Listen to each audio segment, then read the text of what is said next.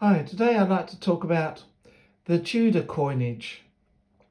So the House of Tudor came from 1485 to 1603, so some 120 odd years. One of the most famous families of British monarchy. Started with Henry VII. This is a coin of Henry VII. It's a groat, that's 4 pence. So there's 4 pence to a groat in those days.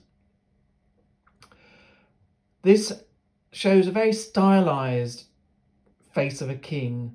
This was the same sort of portrait that had been on since Edward the First, second, third, fourth, all of those kings. Very similar sort of face, very looking face on, with these sort of ringlets in the hair and a crown on top. All very similar, so you wouldn't be able to tell which king it was really, unless you looked at the inscription or some other details. People like the penny coins of Edward the First, second, and third. They're almost very difficult to distinguish between them because they are so similar. There's only some very slight changes. So it's a very stylized form. It was the beginning of the Renaissance in England.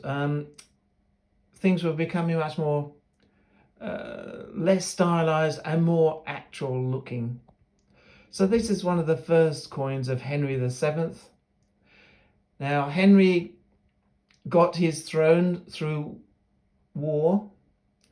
It ended the War of the Roses. This was a war between the Yorkist and Lancastrian. Now, these are just two sort of sides of a family. So it was a family dispute really between two lots about who was going to be the king. Henry VII hadn't got a very good claim to the throne. Most of it came from his mother. So he killed the Yorkist king, Richard III. He was the one who was famous for supposedly killing his two nephews in the Tower of London. It was a Battle of Bosworth, 1485, where Richard III, supposedly a hunchback, but now we know from when they've dug up his body, he wasn't as malformed as they always made out to be by the people like the Shakespeare. And he was able to fight in battles, so he can't have been that handicapped. He was a good warrior. And Henry the Seventh he was at the Battle of Bosworth, and he also was one of the last kings that actually took the crown through a battle that he was actually involved in.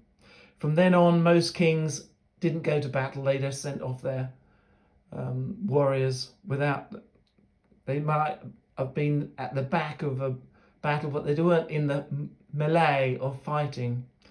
So Henry VII, part of his time was exiled in France. He came over, landed in Wales. The Tudors are a Welsh family, so Welsh ancestry. And from the Battle of Bosworth, he took the title of King of England. Now, his grip on power wasn't absolute.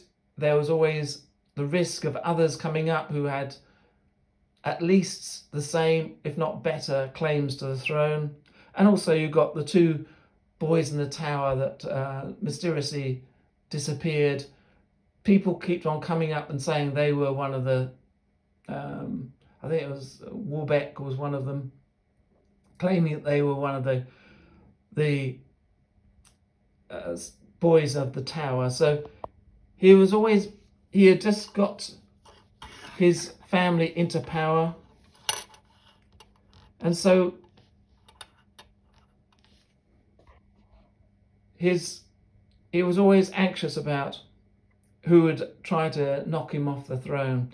Henry VII was known as a bit of a miser, but he was supposed to be quite a pleasant guy. He put the finances, to write. He was very good at administering. And so he married Elizabeth of York, and so he united the two families of Lancaster and York. So he married this Elizabeth of York, uniting the two families. And there was a white rose and there was the red rose. I think the red rose was of Lancaster and the white rose of York. And so it became a white and red rose from then on, the Tudor rose. Here you can see the other side of it. It's got London on there, so it was made in London. England was well known because they produced the coins in different towns, but they had to have the same. They had to have the king's head on, and they were all registered by the king to produce these coins. Places like France, they did quite good coins, but even barons and all provinces, they seem to produce their own coins, and they had the king only produced coins from his own area near Paris. So Britain was quite well known as a good for producing good quality coins. But these are still hammered coins, so they are smacked between two indentations, and so they were not very well produced sometimes, and they could be clipped. So they were not milled coins, they were hammered coins. So they were squashed between two dies, and sometimes the dies slipped, and so you got missed strikes and stuff like that. So this is Henry VII. Now, this is a later Henry VII coin, and you can see the style has now changed. We've got this feeling of the Renaissance. You can see a face there now, a side-on look, and you can see that that is a portrait rather than just a stylized face. So you're getting this idea that King looks like, and is trying to give an idea of what he looks like rather than just a stylized face. Again, this is a groat. You can see his hair. And again, on this side, you've got the shield. Instead of just being a cross, the cross has become a shield with the 3 lions of England, the fleur-de-lis of France, because Britain still claimed France to be part of Britain. So that's Henry VII. Now we've got one of Henry VIII. Now this one's, I haven't got many of this series, but this is Henry VIII. Very similar looking. So it's in this sort of idea of trying to represent him. Now Henry VIII, he was very famous for having his 6 wives. 2 he beheaded, 1 died, 1 divorced, and 1 outlived him. Now, he married he was not supposed to be king. His brother, Arthur, died before him. He was the older brother, and he was going to be king, but he died. And so Henry was thrown into this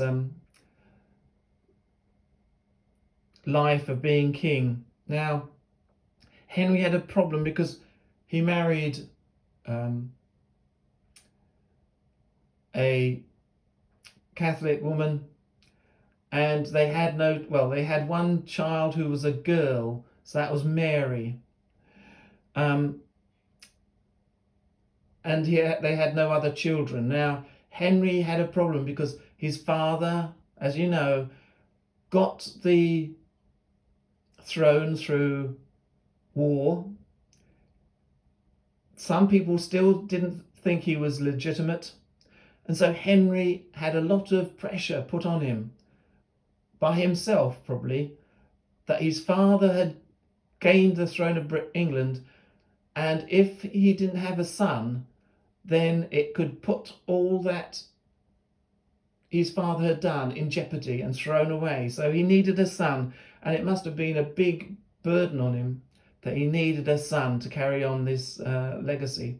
Otherwise, others would come up and he could easily be thrown off the throne and it given to somebody else. So he was under a lot of pressure, and also he was a bit of a guy who liked the women. So you can understand there was the pressure to have children, especially a boy. Again, on this side you've got the arms of Britain with the 3 lions and the fleur-de-lis of France. So to get another wife, he divorced his first wife, and that caused the Reformation and the split with Rome, because Rome, the Pope, would not grant him a divorce. So again, this put Britain at loggerheads with a lot of Europe, especially France, Spain, and the popes. So there was a split, and also with South Germany. North Germany and some other little states had started to become Protestant under Luther and Calvin. So there was this sort of trying to make alliances with the Protestant North German Federation, and that's where you got Anne of Cleves, one of his wives, that he married, but as soon as he saw her, he didn't like her. He thought it was very ugly, and so eventually they just got divorced. And she was one of the lucky ones. She got off quite well, and during the rest of her life, they seemed to get on quite well, Henry and her. And here we have Henry's only son, who became Edward VI. Now, he was a sickly boy. He was very staunchly Protestant, and so for the few years that he was reigning, he pushed the Protestant cause. But he didn't last very long. Unfortunately, he died at a young age. He was only in his teens when he died.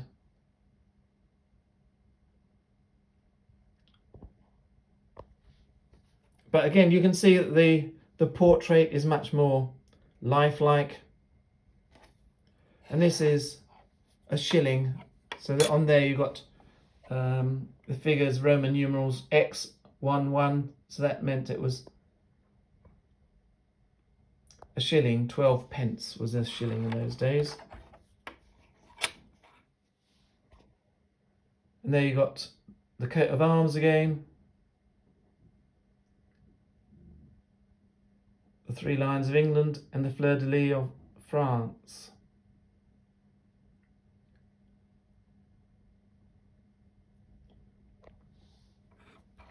And it was starting to come at this period that you start to get the date on them. I think it was Elizabeth that started to get dates on theirs. And so this one is of Mary. Now, when she was the first child of Henry VIII, so Edward VI was his 3rd child. So Mary was his first child from his first marriage. Now, she was an extreme Catholic and was trying to push Britain back to Catholicism. She was also named Bloody Mary because she had a number of Protestants burnt.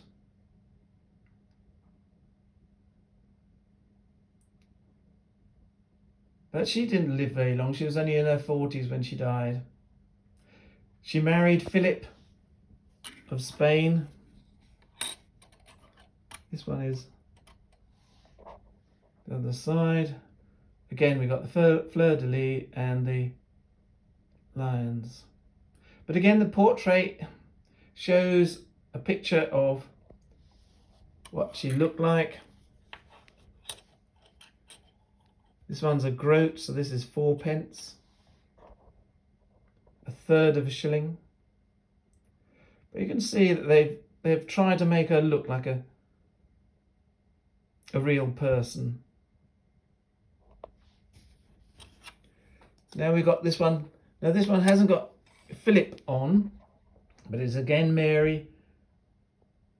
But it is at the time of Philip and Mary. You can see, looks like she's got flowing hair there, a crown. And she married Philip, but they never had any children. I don't think it was a very successful marriage. And she died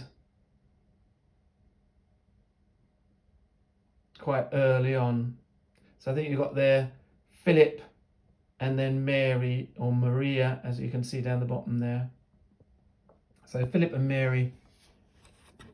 And Philip was not well liked because he was a Spanish. And then again we got the royal coat of arms. So when you look at these coins, you can understand the turmoil that was going on at this period. And then we've got Elizabeth. Now she was the second daughter of Henry VIII. You can see they've tried to again make her look like a real person. Elizabeth there on that side with the rose, the Tudor rose, with a ruff and the... So she was at the end of the period. She reigned from 1558 to 1603. She was the last of the Tudors. She was well known as being the Virgin Queen because she didn't marry. There was a few suitors, they said, that might have gone for her, but she rejected all of them. She was under constant pressure because there was lots of threats to her life. The Pope, I think, excommunicated her, so anybody that killed her would be blameless. And she had no heirs because she didn't get married. So at that time, Mary, Queen of Scots, came to England because she had fallen out with the nobles of Scotland. So she came to England and was imprisoned by Elizabeth. Eventually Elizabeth feared, because there's lots of plots whether Mary, Queen of Scots, was involved in the plots or people just used her name. Elizabeth was getting a bit more frightened that Mary, Queen of Scots, and the Catholic nobility that still existed in England might overthrow her. She had Mary executed. But Mary had a son. Now her son, James the Sixth of Scotland, he became, was brought up in Scotland under a Protestant nobility. And so Elizabeth, when she died, named James the Sixth of Scotland to be her heir. Now he became James the First of England, and he would be the first of the Stuarts. So that is the Tudors. So it was only Henry VII, Henry VIII and his children that made up this dynasty. And you can see on this we've got 1562 at the top there. So we've got a date being put in there now. And this was a sixpence. And they're much more refined in their making. You know, the faces are much more detailed. They're not just representations of faces and kings. They are trying to make out a real likeness of the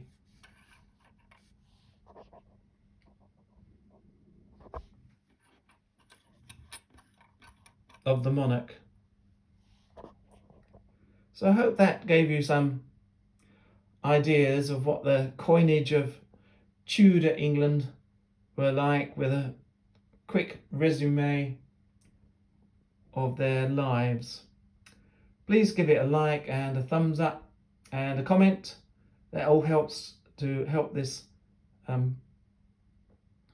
small little society.